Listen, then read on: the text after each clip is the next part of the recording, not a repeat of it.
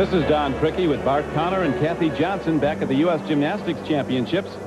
Final men's event, the high bar, is coming up.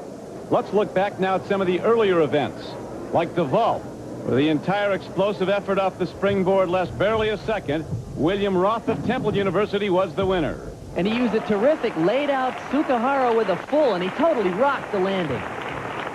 His score, 9.375. The Pac-10 all-around champion, Conrad Wursanger, was the judge's choice on the parallel bars. Conrad did a terrific routine. It was packed with difficulty. Good form, clean execution, as you can see there, with tight leg form. He finished with a stutz to a perfect pike double back. And his 9.8 score was one of the highest of the entire meet.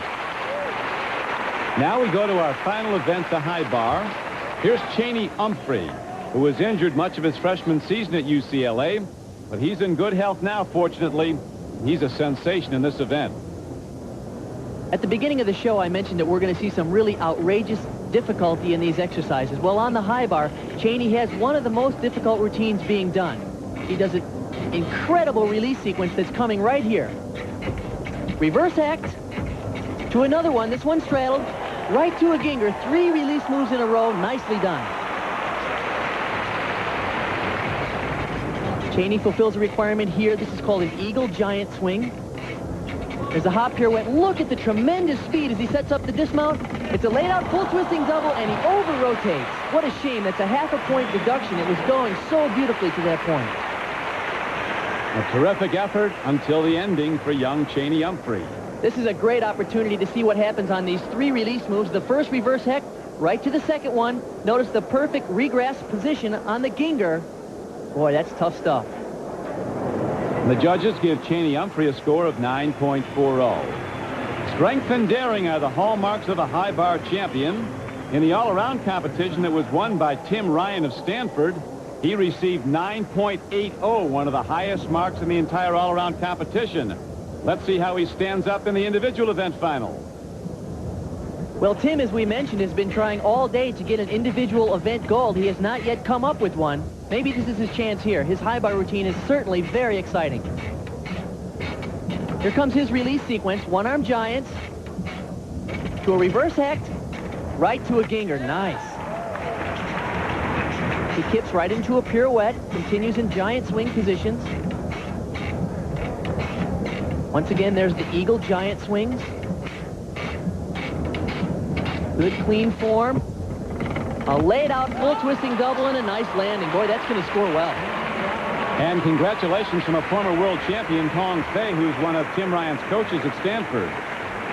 Tim Ryan, just 18 years old, continues to fly high and with great style on the high bar. And considering he's only 18, it is amazing that he does a terrific combination here. This is world-class stuff. One-arm giant to a Tkachev, right to a ginger.